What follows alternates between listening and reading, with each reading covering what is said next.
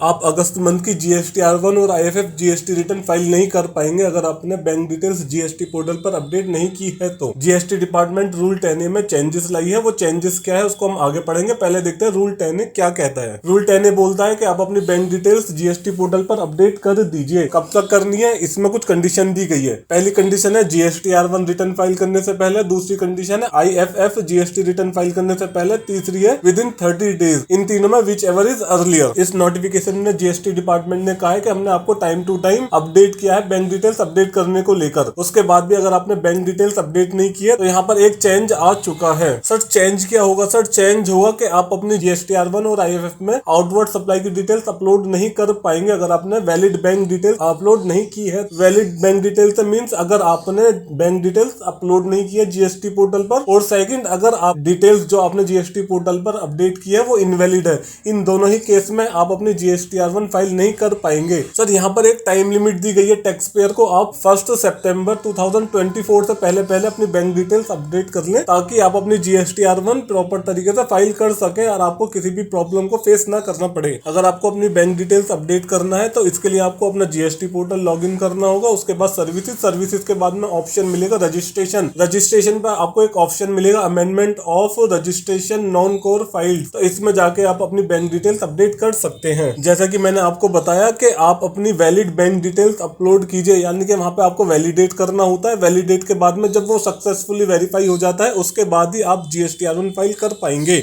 अगर details incorrect या invalid होती हैं तो उस केस में आप अपनी GST-R1 और IFF फाइल नहीं कर पाएंगे।